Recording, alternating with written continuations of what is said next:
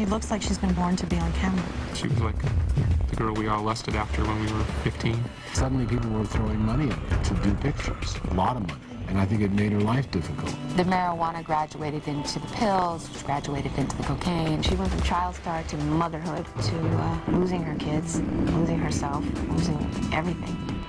It's unbelievable what she's been through, and it's unbelievable that she survived it. America loves a comeback story, right? And, you know, she's the ultimate comeback story. Tatum O'Neal, now on Biography.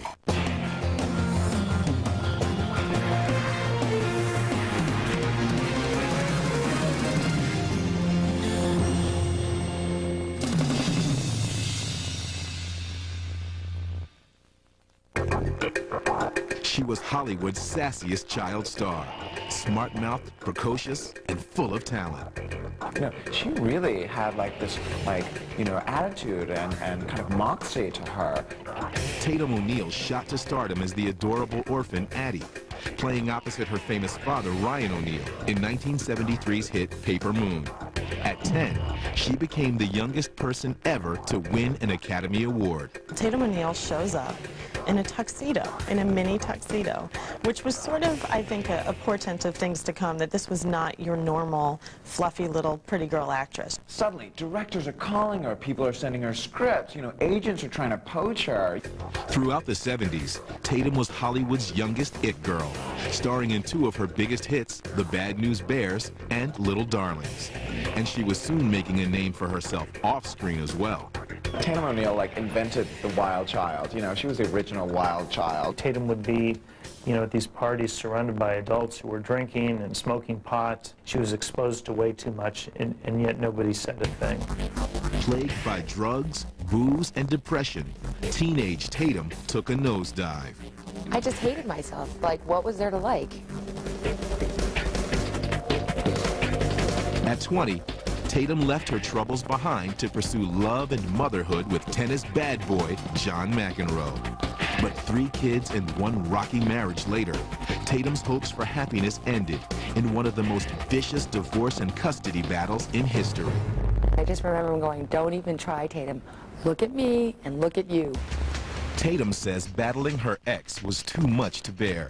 She ended up returning to drugs and losing her kids.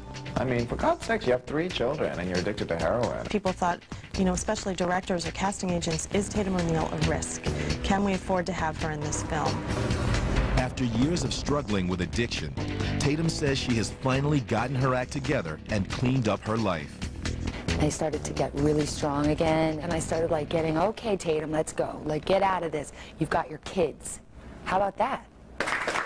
Now in her 40s, Tatum decided that it was time to go public. In 2004, she released her autobiography, A Paper Life. She's honest in the way only a survivor can be honest. It may hurt to read it. It may cause people to cringe.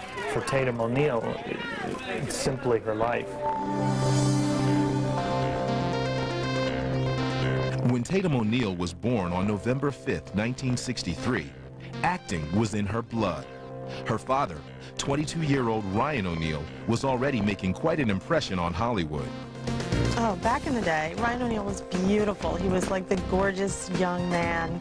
In the 60s, he starred in the TV version of Peyton Place. So he was always a heartthrob. Ryan got his start in TV westerns, but became most famous for playing opposite Ally McGraw in Love Story. Jenny, I'm sorry. Don't. Love means never having to say you're sorry. The sandy-haired actor was not only a real Romeo on screen, off-screen, his sex life became legendary. I mean, Bianca Jagger, Angelica Houston, Ursula Andress. I mean, the most gorgeous women in Hollywood. He had them. But few women could actually get Ryan to commit until he met a stunningly beautiful actress named Joanna Moore. Sparks flew, and within weeks they were married. 9 months later, Tatum was born. Just under a year later, her younger brother Griffin came along. I was thrilled. At 21, looking at little Tatum there, that little baby, and less than a year later, her brother, Griff, I was shocked that I had this kind of power. And for quite a while, it was very enjoyable. I did not get along with their mom. In 1966, Joanna and Ryan divorced amid rumors of infidelity and drug use. Tatum and Griffin went to live with their mother on a dilapidated old ranch in Reseda, California. By now, Joanna's career had fizzled, and she was hitting hard times. Their mother was a drug addict. She was addicted to pills, to speed, and that addiction ruled her life. She was very neglectful of the children. We were always like running away, stealing, eating food out of anything, anywhere we could. It was very abusive, and nobody can imagine unless, you know, it's like, it's unbelievable how bad it was for us. Scrawny, yet scrappy, Tatum learned how to survive. She looked after her younger brother and dreamed of one day being rescued by her father. At the time, Ryan was living in Malibu and visited his children only occasionally. He was a beautiful man. He still is. I have a lot of fond memories of him when I was a tiny little girl. Ryan finally came to Tatum's rescue in 1970, when he took her and Griffin from their absentee mother and sent them to boarding school in Arizona. Once there, Tatum didn't fare much better. Just profoundly unhappy at this school. At one point, cut off her hair, sent it to her grandmother with a letter that said, "I want to come home." Eventually, she went to live with her father, Ryan, in Malibu, and it started a whole nother chapter in her life. Griffin stayed behind, while Tatum went to live with her father at his Malibu beach house. Tatum relished the close relationship she now had with her father, who was one of the hottest leading men in Hollywood. After starring opposite Barbra Streisand in the comedy What's Up, Doc?, Ryan was offered the lead role in director Peter Bogdanovich's film about a con artist and his orphaned daughter. I liked the idea of using Ryan, so I thought, well, maybe Ryan and Tatum, that might be interesting. Even before I'd met her, I just sort of liked the chemistry, the idea.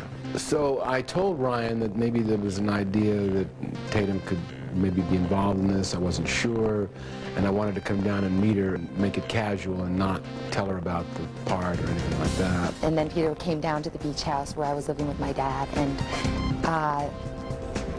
took me for a walk on the beach, and I thought it was funny that he was wearing like this ascot, and I told him I didn't think he should go on the beach because he just really didn't look like the type of guy that should go on the beach. I did a double take. I knew, why do you say that, Tatum?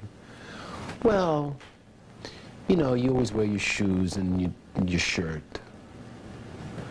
And I thought, how does she know that, that I'm like that? I turned around and I said, she'll do. And that's how she got the part. For Tatum, it would be the role of a lifetime.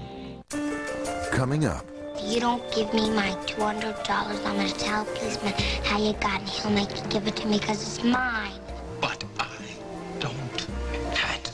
Coming back with the statue really created a lot of tension, competitive tension between her and her father.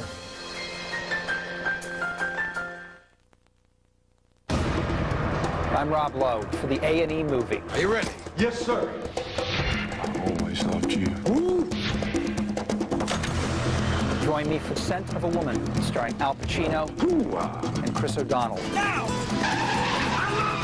And the broadcast television premiere of Monsters Ball, starring Oscar winner Halle Berry and Billy Bob Thornton. You shouldn't have done that. I'm Rob Lowe for the A&E movie. Saturday and Sunday at 8 on A&E. Biography is brought to you in part by Chrysler. This bio moment brought to you by Chrysler. Inspiration comes standard. A self-described late bloomer, Harrison Ford was a below-average student and a college dropout who said the only career he wanted was to be an actor. His breakthrough moment came at age 30 when he was cast in American Graffiti and impressed director George Lucas. Years later, Lucas again cast Harrison in the mega hits Star Wars and Raiders of the Lost Ark, and a box office legend was born. Can inspiration make the SUV safer? It can, with 5-star government crash test ratings. Available side curtain airbags for all 3 rows and all-wheel drive. The best rating of any SUV tested for rollover resistance. Chrysler Pacifica. We didn't just make an SUV. We made a safety utility vehicle. Chrysler. Inspiration comes standard. Get 0% financing plus holiday bonus cash for a total savings of up to $4,500 on Pacifica. You ever have one of those days where everything goes your way? I could really use a day like that right about now. How about 2 of those days? It's Carson's Holiday 2-Day Sale this Tuesday and Wednesday. Hundreds of selected items are 50% off. Save even more, an extra 15% on both regular and sale price items when you use your Carson's card. Just shop Carson's. The Chevy Holiday Red Tag Sale. Red tags on select Suburbans and Tahoes will save you a lot of grief. Suburban and Tahoe are the best-selling full-size SUVs in America. Now you can get $4,500 total cash back with GMAC financing on Suburban. Or use GMAC financing to get $4,000 total cash back on Tahoe. The Chevy Holiday Red Tag Sale. See red, save green. See your Chicagoland and Northwest Indiana Chevy dealers. Come.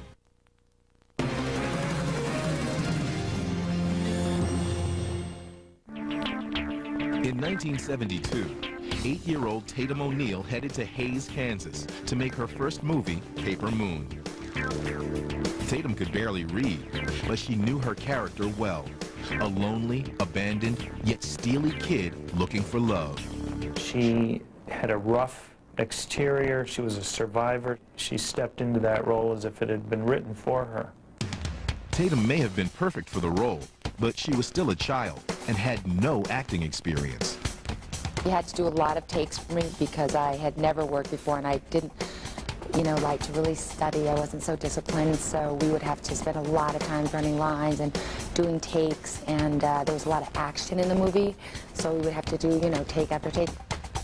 This was enough to drive her co-star, Father Ryan O'Neal, crazy. In one scene, Tatum and Ryan were driving in a car, and Tatum was trying to give him directions.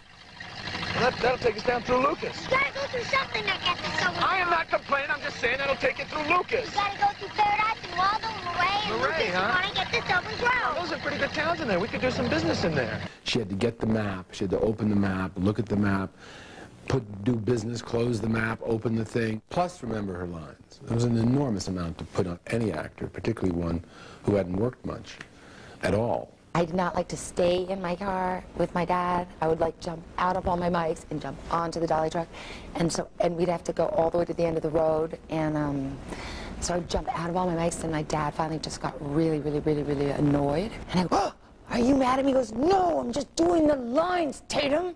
In the end, it was exactly this kind of tension that made the movie work. The off-screen relationship that father-daughter had, good, bad, and indifferent, whatever it was complicated. And that, I think, definitely communicated itself to the on-screen relationship that the camera, the camera often picks up feelings that are between the lines, that are between gestures. Bogdanovich's instincts to cast the two paid off. When the movie was released in May 1973, it became one of the highest-grossing films of the year and an instant cult classic. Ryan may have been the star, but it was Tatum who stole the show. If you don't give me my $200, I'm gonna tell a policeman how you got it. He'll make you give it to me because it's mine. But I don't have it. Then get it. She's just so amazing in that film, and she was only 9, but you can see the maturity in that performance. Her work was so solid. Her talent was remarkable, and I mean, her best work is as good as anybody's work in history. But even if Tatum was the buzz in Hollywood, she got the surprise of her life when she was nominated for an Academy Award in February 1974. When she got nominated for the Best Supporting Actress Oscar, I mean, that was huge. I mean, it was history because people were shocked. No one at this age had ever been nominated. And it was just insane, and I can't really remember. It was all really a blur, but you know, I think that's when things started to get a little bit hectic between my dad and I. Ryan O'Neal himself did not get a nomination or obviously an award. I think it was probably pretty hard for him, as happy as he was for his daughter. This was a big part for him as well. It was following Love Story. There were probably a lot of expectations on him, and therefore definitely, I'm sure, a disappointment. On April 2nd, 1974, Tatum attended the Academy Awards, unaccompanied by her father. Tatum went with her grandparents. Not even her mother showed up. She didn't go because she would have really embarrassed me, because at that time she was wearing a really big wig and a lot of cologne and a lot of jewelry, and it would look really funny. If she would have gone, I would have been really embarrassed. And my dad was in England, so that was kind of weird. He didn't show up. That night, Tatum became the youngest person ever to take home Oscar. Even her outfit made headlines. I had my suit on, my little tuxedo. My kids just saw it recently, and they're like, "Look how cool you look, Mom." And I have this little voice, "I want to thank Peter and my dad." And I said this little funny speech, and I have this funny little pixie haircut, and I have one earring in. Like, who would have thought that I could know how to do that? I was just very touched by her when she thanked Ryan and me, and it was you know, I had sort of a dual feeling of happiness and a kind of sadness, because I knew it was going to lead to a lot of problems. Coming back with the statue really created a lot of tension, competitive tension between her and her father. According to her, he was very jealous that he wasn't the Oscar winner. Tatum's life would never be the same. At 10, she was an instant celebrity, having already achieved the highest honor in Hollywood. But despite all this success, Tatum wasn't exactly the happiest little girl in Tinseltown. I think that I was getting more conflicted. I think I was starting to not know where to turn, and I think I was maybe getting really lost. Which former child actress played Tatum O'Neal's character Addie Pray in the TV series version of Paper Moon? Visit Biography.com for the answer. And when we return... When she arrived, he punched her in the face for being late.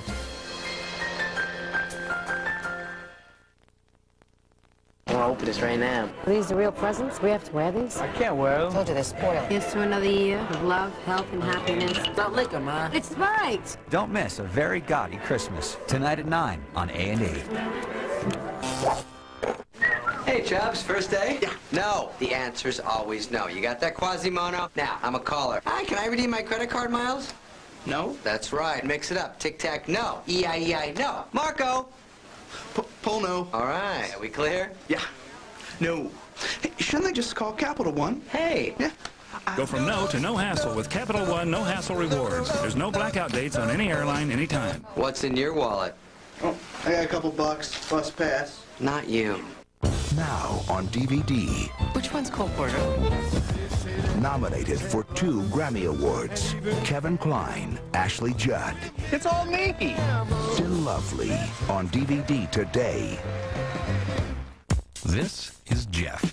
He has a push-free vacuum, automatic car seats, a sprinkler system, that's also automatic, rain-sensing windshield wipers. When he comes home, the lights go on. And when he goes to bed, the lights go off. It's no wonder Jeff has a Fidelity Freedom Fund. He can set it and forget it, knowing that he has a diversified mix of stocks and bonds, automatically, of course. For our Simple Start IRA, call 1-800-FIDELITY. Smart move. When you can create your own holiday seafood feast, a meal turns into a celebration. Only Red Lobster lets you create your own favorite holiday feast by combining 2 or 3 of your seafood favorites. Choose from 11 signature dishes, including our very best sweet and tender snow crab. And remember, this holiday season you can treat the seafood lovers on your list to a Red Lobster gift card. For the seafood lover in you. Extra bonus. Listen, Susan, some of the other mothers and I are a little concerned about the thing around your head. I don't mean to pry. No, I understand. Lately, I've been wanting better internet. So the other day, I moved to Earthlink. Oh, it's just, it seems dangerous, Susan. Oh, Pam, no. Right now, I'm getting a great deal on an Earthlink account with free security tools like virus blocker, spyware blocker, and scam blocker. Do you know about identity theft, Pam? Earthlink's not dangerous, you silly. And this isn't real. It's an Earthlink marketing device. It's a mnemonic. Oh. More speed, more security, more control. That's Earthlink High Speed. Get the first 3 months of high speed for just $19.95 a month. Call 800-392-3834 or visit these retailers. Earthlink revolves around you. Get 8 weeks of the Wall Street Journal for just 46 cents an issue, 50% off. In business, family, health, the Journal gives you the edge. Get the Journal for just 46 cents an issue. Call 800-445-3883, 800-445-3883.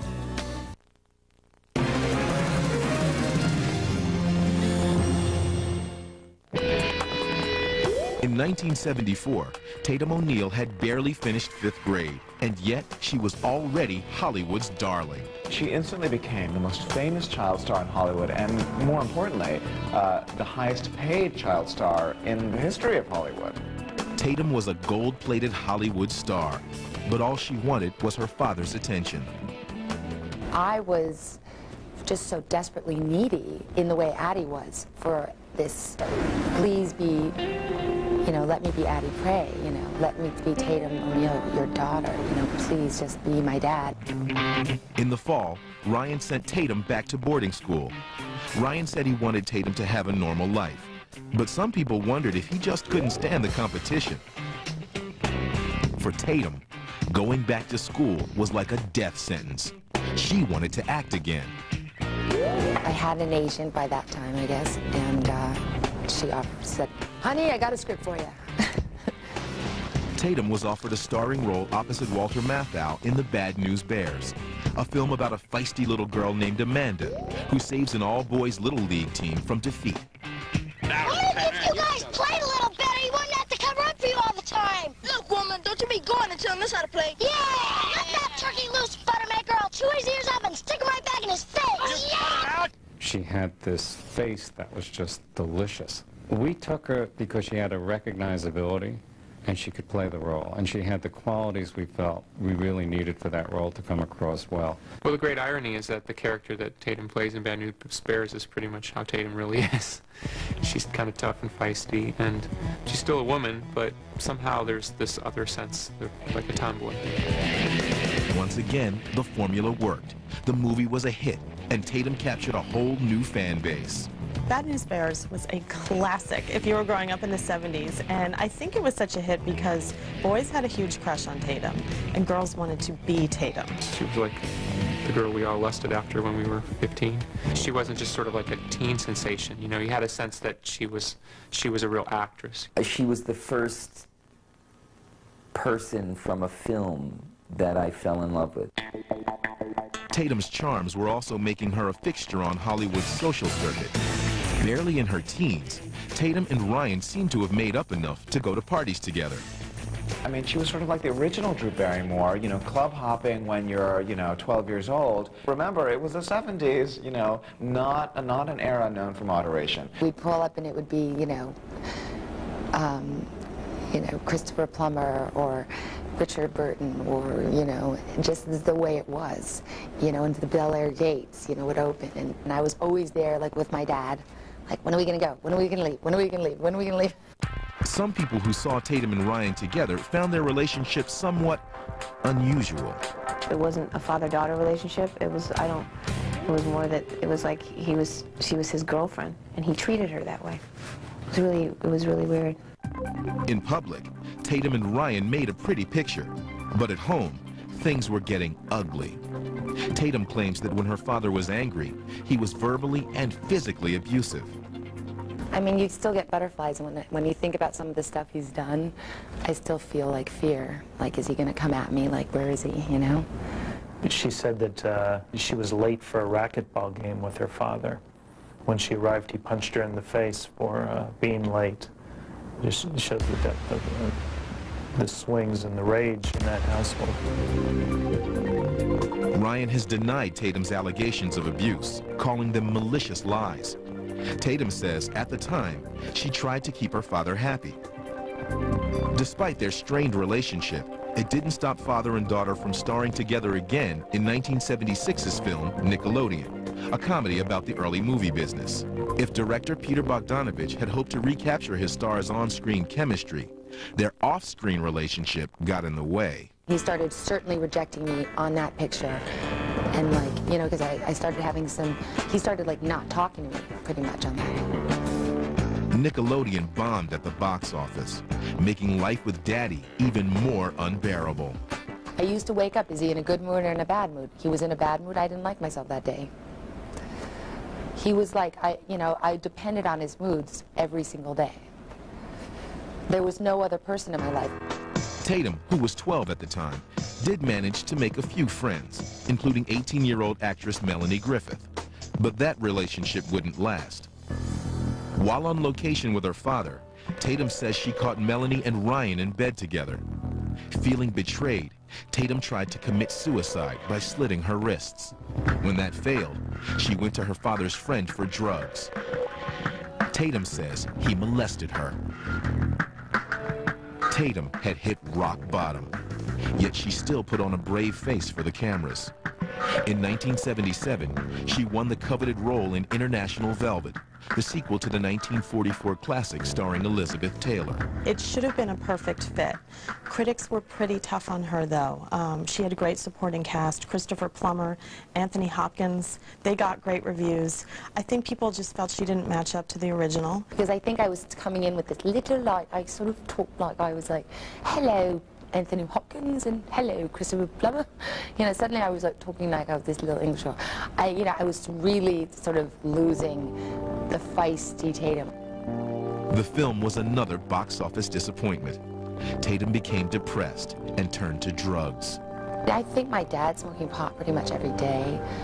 And so it just seemed like the normal thing to do. You just start smoking pot or whatever. So then the marijuana graduated into the pills, which graduated into the cocaine. And one night she was out partying with friends, and partying pretty hard. Next day she was out with another friend driving up to Big Sur. Their Jeep rolled over. She was seriously hurt.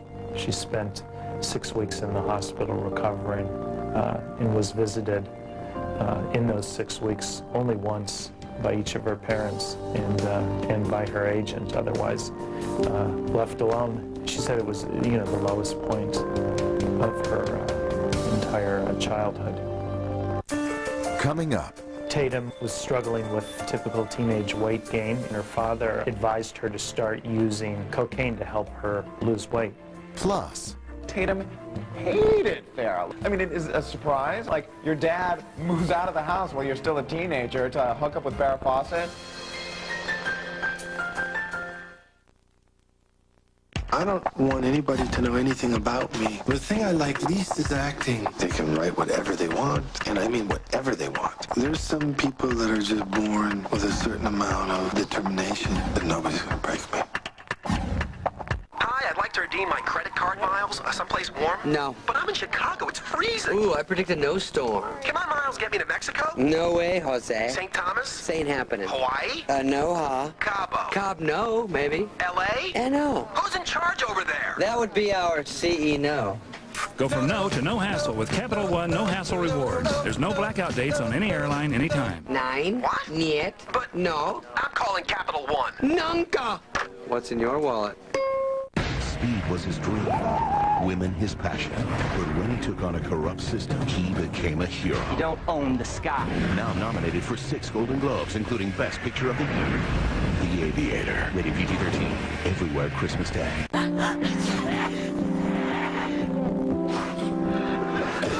Liquid relief for all your cold symptoms with an instant cooling sensation. New Tylenol Cold with Cool Burst. Do bulky storage containers set off an avalanche in your kitchen? Is finding a lid almost impossible? And why is shelf space at such a premium? What you need is the Smart Spin storage system. Now organize and store all your containers and lids in less than 1 square foot. Watch, turn any disaster into an organized master. Smart Spin conveniently holds all your storage needs right at your fingertips. Its unique patented design slides forward, then spins like a carousel for easy selection. You could even find a container and lid with a blindfold on. Smart Spin holds an enormous amount of food, yet takes up about the space of a coffee maker. It's perfect for any cabinet, drawer, shelf, or countertop. Just slide, spin, and store. Frustrated with messy foil and dripping bags? No problem. Smart Spin's locking lids are spill-proof, but open with the touch of a finger. And because one size lid fits all, you'll never go searching again. Smart Spin's clear containers let you see what's inside. And with 3 sizes, you can store virtually anything. They're smart for keeping leftovers fresh, organizing daily meals, or packing school lunches. Plus, they're microwavable and dishwasher safe. Smart Spin is the only compact storage system that slides, spins, and stores. You'll wonder how you ever got along without them. Call now and receive your Smart Spin carousel with 4 24-ounce containers, 4 16-ounce, 4 8-ounce, and 12 locking lids for just $19.99. But here's an even better deal. We'll double the containers and lids absolutely free. Now store nuts and bolts in the garage. Put one in the RV, boat, or office, anywhere space is limited. Smart Spin is guaranteed to give you more shelf, cabinet, and countertop space or your money back. That means you get the complete 49-piece storage system that can fit in less than 1 square foot, all yours for just $19.99. Here's how to order. Call 1-800-220-1160 and order your Smart Spin storage system for just $19.99. Organize and store all of your containers and lids in less than 1 square foot. Call now. 2 people shot in the back of the head. People know what happened. They're afraid to come forward, and they know that these people will kill them. He looked really panicked. Hey, here we go. The First 48, Thursday night at 10 on A&E.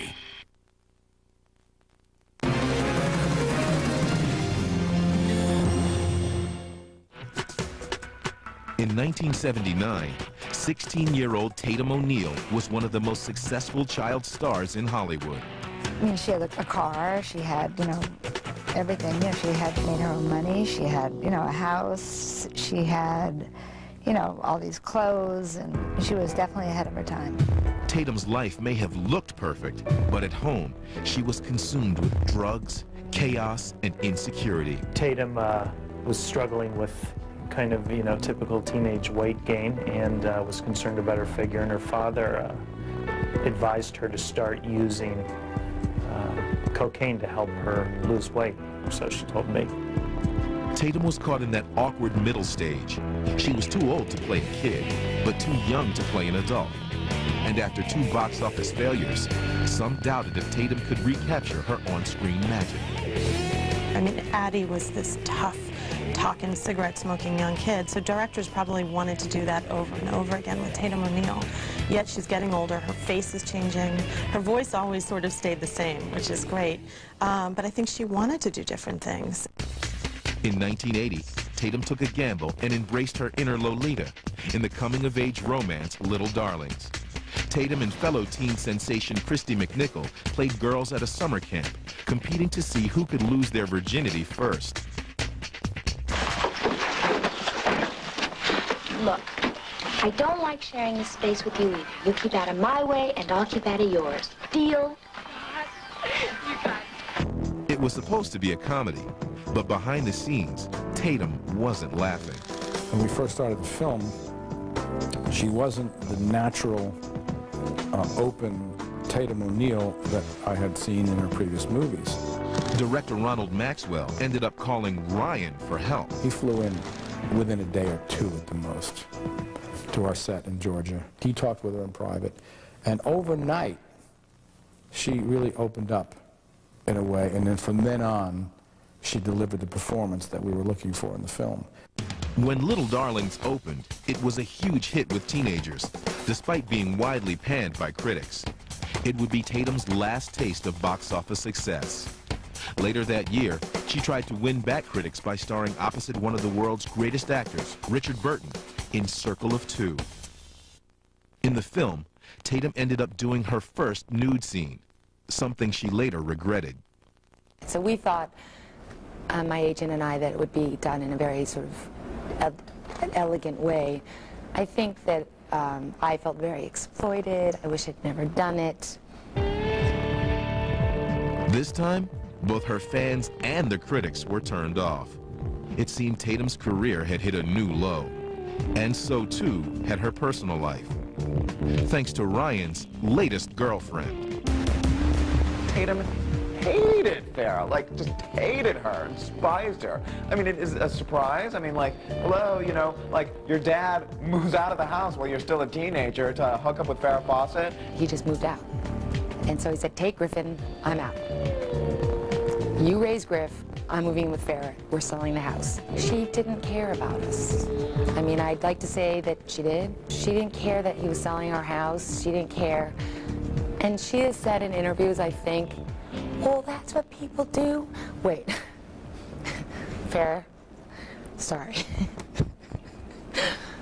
Tatum, okay, pull together. That's what people do when they're in love. Okay, we were 14 and 15. Okay, that's old enough, I guess. Right? With her father off with Farrah and her mother still battling addiction, Tatum had no one to turn to. She and Griffin were left once again to fend for themselves. Well, she was like Griffin's mother. I mean, she like raised Griffin. She was great with Griffin. Yeah, they were like brother and sister, but like she was like his mother also. But playing the role of mother was getting harder and harder to do. By 20, Tatum was addicted to cocaine, and her little brother was having his own problems with drugs and alcohol. I could not take care of Griffin. He would not let me. So he was getting steadily and steadily worse into drugs, and I could not take care of him. So I had to kind of, he was driving around, he was getting into drunk driving accidents. He was really not doing well. By 1984, Tatum was burned out. She vowed to leave Los Angeles and her troubles behind. One night, she got the chance. Tatum went to a party in Beverly Hills when a young man introduced himself. It was bad boy John McEnroe, the #1 tennis player in the world, known for his angry outbursts on the court. I remember I was sitting down, and he came and sat right next to me, and he goes like, hi. I'm like, hey, what's up? And he was like, what's up? And I'm like, I know, just like hanging out. It was really, really cute and really, really like sat right there, like not like right there or not right there, but like right next to me, like boom. Despite their mutual attraction, Tatum didn't end up seeing John again until she called him a few weeks later. And I just was like, hey John, it's Tatum. Like, what are you doing? He goes, I said, I'm coming to New York. He goes, don't come, I just got suspended. I'm coming to LA. So I was like, okay. And he flew to LA, and we ended up having our first real date at Farrah Fawcett's house. And it was freezing, and it was kind of weird, it was a little awkward. There was some kind of illicit activity going on. And we really, actually were never apart after that, really, for 9 straight years. We were like in love, actually, really and truly. Totally in love. They were very protective of each other.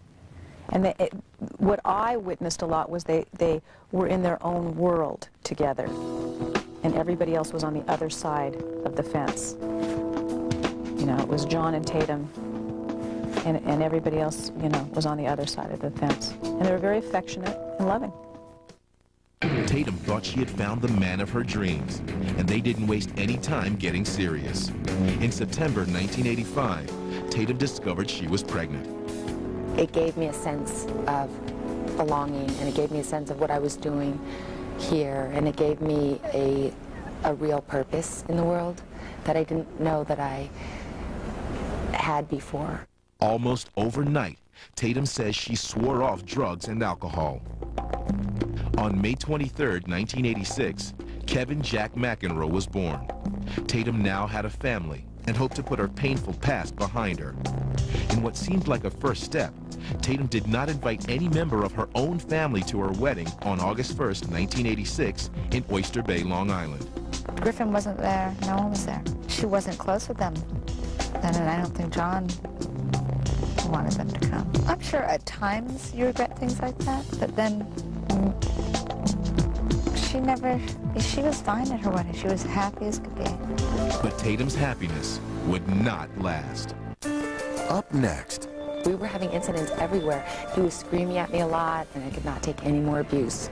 I had already had too much, and I already have in my life. Plus. I think she hid it really well. I mean, I could see drugs or something, but I didn't know it was heroin.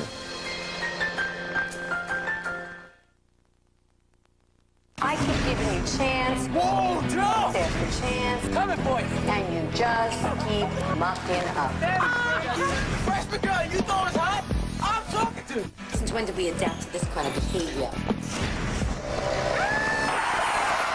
I just fell off the bike. I will kill you myself. And there's no hanky-panky going on. What do you mean hanky-panky? Don't play dumb with me, okay? Growing Up Gotti. New season premieres Monday, January 10th at 9 p.m. 8 Central on A&E. Create your own holiday feast at Red Lobster. Combine 2 or 3 of your seafood favorites from 11 signature dishes, including our tender snow crab. Turn a meal into a celebration at Red Lobster. Now on DVD. As the fate of a country hangs on the edge of a sword, This land is the last outpost of freedom. a warrior will lead a nation. Guide my hand and Excalibur. His story will become a legend. From producer Jerry Bruckheimer and director Antoine Fuqua. Own the unrated version, not shown in theaters. If this be our destiny, so be it. King Arthur, the director's cut. Own it today on DVD. Now that special car you want is gift wrapped for you during the Lincoln Mercury Wishlist year-end event through January 3rd. Featuring wishlist values on Lincoln Town Car. What do you give the car that has everything? Everything. And Mercury Grand Marquis with one size that fits all. Hurry in for big cash back on Lincoln Town Car and Mercury Grand Marquis. Plus an additional $1,000 when financed through Ford Credit. The Wishlist special values end January 3rd. See your Lincoln Mercury dealer now. Teleflora's Ruby Glass Bouquet. Stunning holiday flowers in a gift worth remembering now and forever. Send one today by contacting your local Teleflora florist or visiting teleflora.com.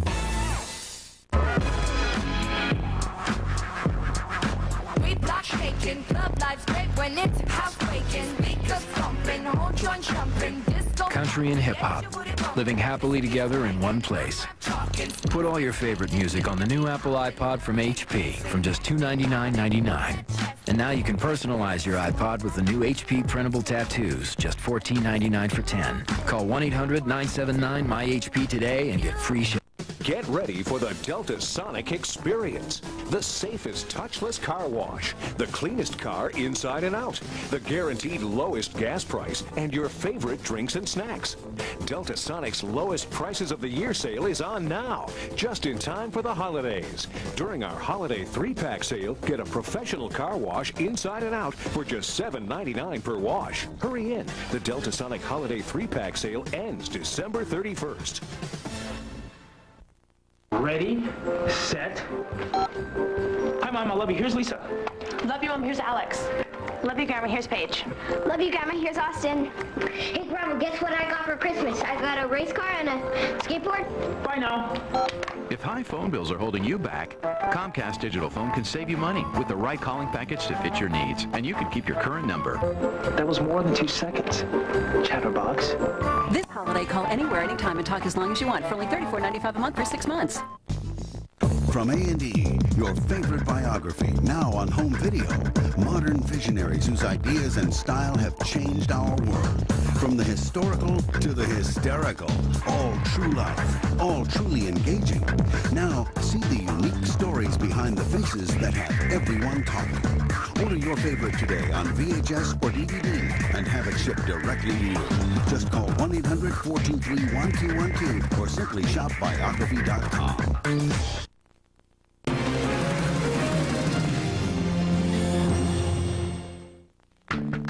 In 1986, after 20 years in Tinseltown, Tatum left her career and her demons behind to become a wife and mother. When she and McEnroe married, it was almost as if Tatum needed somebody to take her out of this world to help her escape for her own survival. You know, John took her from Los Angeles to New York and away from her family. And it was probably the only way she survived. I think she thought she found the man of her dreams, and she grabbed on and hold of the idea of having her own family, having felt that she didn't really have a strong family that she came from. Family became Tatum's focus. A year later, she gave birth to their second son, Sean McEnroe. Tatum wanted to give her kids a better life than she had had. She remembered what it was like to come home to no parents, to be shipped off to boarding school, to be on the set of a movie where everyone thought that her life was so glamorous, where she really was very lonely and wanted to have friends and wanted a mother or a father who would just read her a bedtime story or help her with her homework. So when she had children, she made a promise to herself that her children would not have this kind of a life. But keeping her family together meant always being on the road. John, who had been the #1 tennis player in the world, was now struggling to regain his title. Tatum's life quickly became one tournament after another. I think that's when it started to get hard for her. You know, picking up and not being able to have her own career and, you know, just traveling all the time was hard. As John's game slipped, Tatum says he brought his trademark tantrums home. She claims he started blaming her for his losses. He was having a hard time taking that responsibility, and I think that I, because of my background, was an easy target. But it was not my fault. I did not make him lose. Tatum says she tried to be a supportive wife, but once again found herself the victim of abuse. We were having incidents everywhere. He was screaming at me a lot and constantly screaming and whispering in my ear and just like putting me down and stuff, and I could not take any more abuse. I'd already had too much, and I already have in my life. John has denied ever abusing Tatum.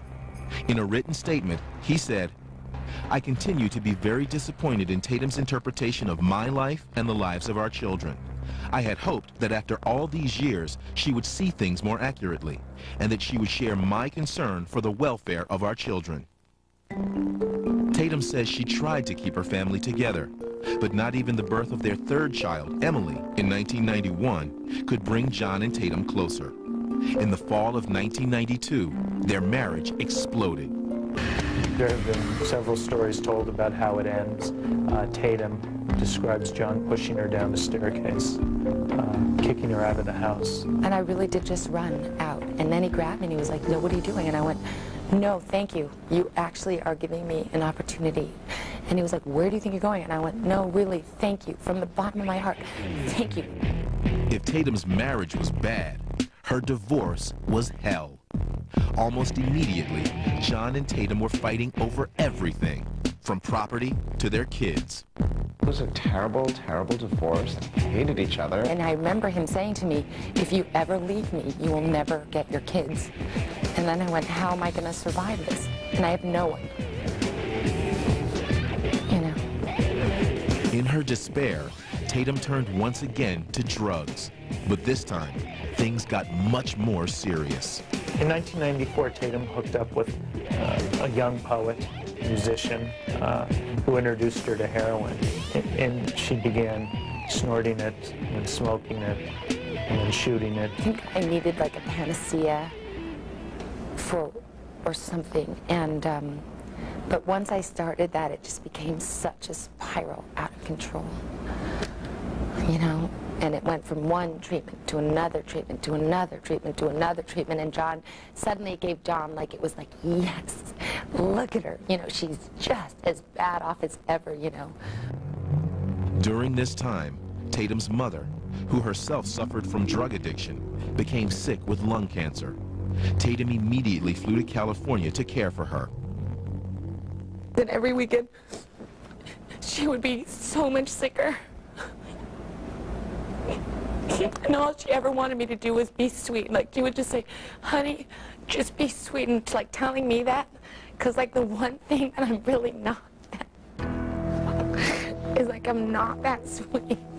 You know, and I'd always be like, "Mom, I'm not, that's what I'm not." She's like, "But yes, you are, baby. You are sweet." I'm like, okay. And I just ended up like getting her like a hospice. And then she died actually in my arms. My mom. Her mother's death sent Tatum reeling. She lost touch with many of her friends and plunged deeper into drugs. I don't know. I think she hid it really well. But I mean, I could see drugs or something, but I didn't know it was heroin. Wow. In the most harrowing incident, she described to me how her daughter barged into her room and found her in the act of doing heroin, and that was bottom for her. Still to this day, like, I'm working on how much shame I feel and how, you know, how embarrassed I am in front of my kids. And John sued for full custody of the kids and won. At 38, Tatum had lost what was most dear to her. She now faced the fight of her life. Up next. Hey, Carrie, what a surprise. Tatum attempts to be a comeback kid. She was phenomenal on that, and she got a lot of great reviews for it and a lot of laughs. Then, John wrote that she wasn't a very good mother. He described her drug problems, and that was very difficult for Tatum to accept.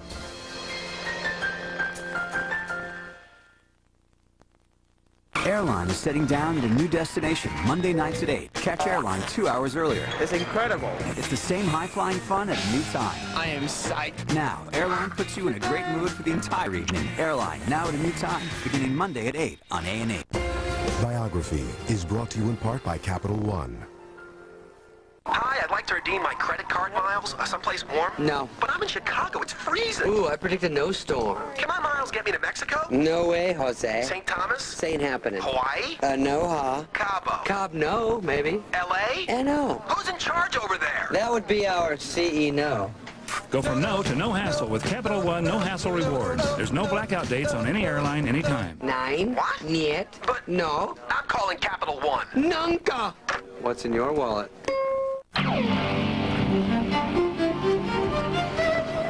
Can inspiration replace the typical small car with something that lives a little larger? More space, more function, more sizzle. America's best small car alternative just got a little better. The Chrysler PT Cruiser. Chrysler, inspiration comes standard. Get 0% financing plus holiday bonus cash for a total savings of up to $3,200 on PT Cruiser. Offers end January 3rd.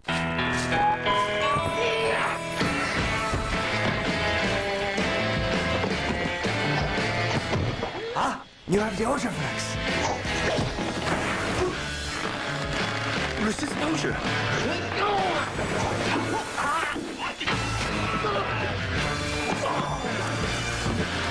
New hefty Ultraflex bags, 20% thicker and ultra puncture resistant.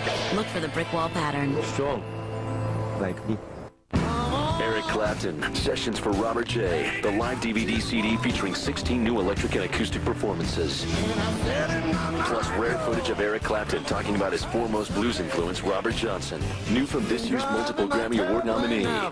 Unscripted, personal, unmistakably Eric Clapton. Sessions for Robert J. To order, log on to topcdh.com or call the number on your screen.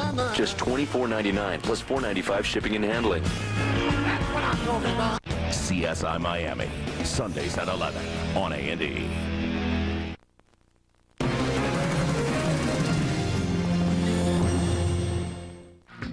In 2001, 38-year-old Tatum O'Neal was a shadow of her former self. Once America's most beloved child star, she was now a junkie. It's like, little Addie, what happened to our little Addie? You know, the heroin, the divorce, you know, all of that. Tatum really started what I would call a free fall and withdrew. You know, she just withdrew from everybody by her own choice. Despite several stints in rehab, Tatum couldn't kick her addiction. At one point, she says she almost died. I got very, very bad off out there for a period of time, to the point where I really did almost pass away. Ultimately, Tatum says it was her brother who saved her. Griffin, who was now sober, started dragging his older sister to his 12-step meetings. Then, Tatum says, a miracle happened. She got a call from her 10-year-old daughter, Emily. She goes, get back to New York right now. And I said, I've got to do this and that. And she was like, telling me of a family. And I was like, okay, fine. And I started just jarring loose this crap and started like, get out of the self-pity, get out of the crap, and get up, girl. Like, go, let's get out of this right now. And I started getting really tough. She loves those kids more than anything. And there was just a real moment of clarity, I think, on this last round. And just, and everything kind of came to fruition at a certain point. And she picked herself up and just has continued to get better and better and better. As Tatum slowly recovered, she began to pick up the pieces of her life.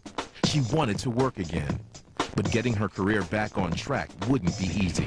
Tatum definitely has to prove herself again. You know, she had a great reputation, then she had a bad reputation. So people don't know quite what they're going to get when she walks in the door. It's a real struggle for me now. Like, I have to audition all the time, and then with my history, people are like, oh my God, is she okay? Insurance, you know. Do you know what I mean? They're like, oh, I don't know, you know, Tatum O'Neal. Then in 2003, Tatum got a huge break when she was cast in the hit TV show Sex and the City. Hey, Carrie, what a surprise. Well, I was in the neighborhood. I thought you might want these back. Oh, you didn't have to return these. I had forgotten all about them. Any news on my shoes? You know what? No, it's weird.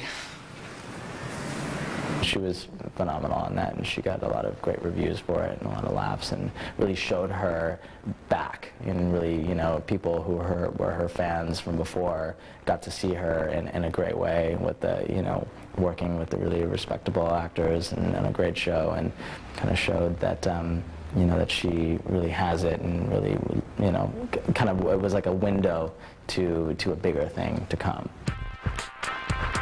But as Tatum revived her career, her personal life was still in shadow. In 2002, John McEnroe released his autobiography, depicting his ex-wife in a less than flattering light. John wrote that she wasn't a very good mother. He described her drug problems. He talked about their marriage falling apart. He talked about their conflicts, and that was very difficult for Tatum to accept. Tatum decided to fight back, and in 2004 released her own autobiography, A Paper Life. In the book, Tatum tries to set the record straight. If you'd seen movies or had an idea of me, that maybe I was just a wife, a mother who had just turned into a drug addict and had a lot of money and decided to just lose my kids and just was a party girl. Maybe you think differently now after reading the book. This is a cathartic thing, this book, for her, that she's able to, like, you know, tell the truth and get these demons that have been haunting her out of her. Whatever the truth, the book has not made her father very happy. Tatum portrays Ryan as an uncaring, abusive, and violent man. Ryan, who was diagnosed with leukemia in 2001, hasn't spoken to his daughter in more than a year. He responded to Tatum's book with a written statement. It is unfortunate that Tatum has chosen to write a book that depicts the life that she lives in such a negative manner. It is a sad day when malicious lies are told in order to become a bestseller. As a father, it is my hope that this book was written to serve as her therapy, and I can only support her healing process, good, bad, and ugly. It is now my hope that she gets sober, so that her perception of the future is nothing like her clouded memories of the past.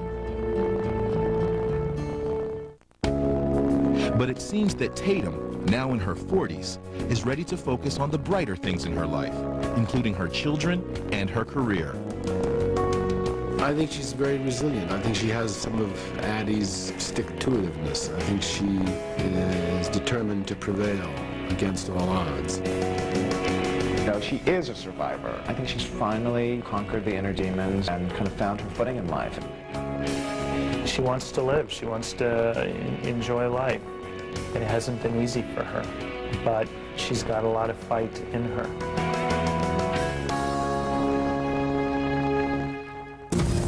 Tomorrow on Biography, Steven Seagal. With his Buddhist demeanor and silk suits, if he wasn't a world-famous movie star, you'd never guess he was a black belt Aikido master. But this blockbuster action hero is more than meets the eye. That's Steven Seagal, Wednesday.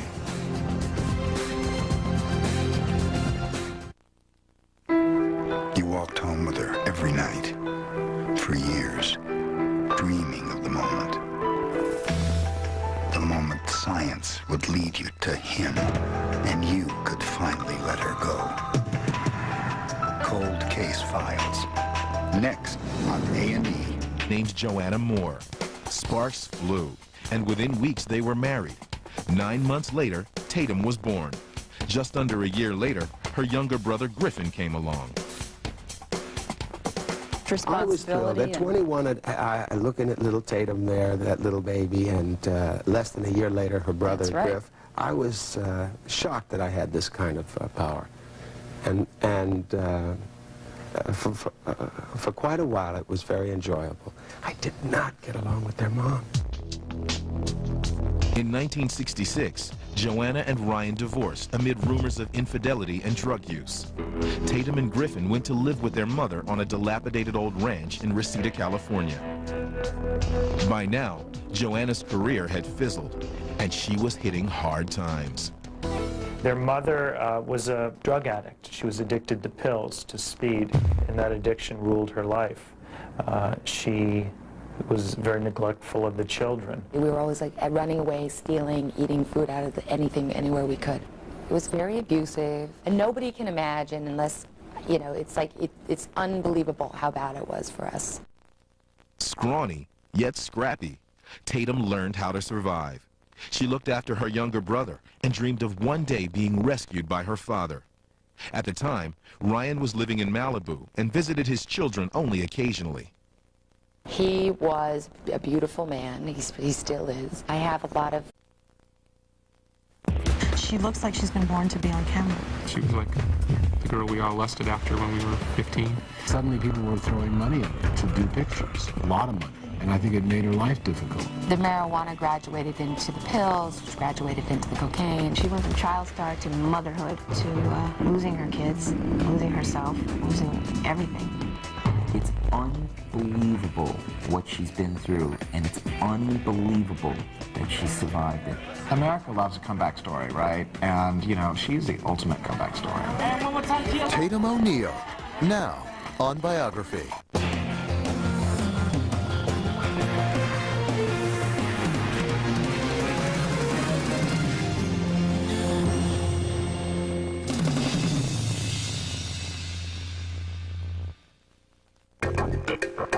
She was Hollywood's sassiest child star.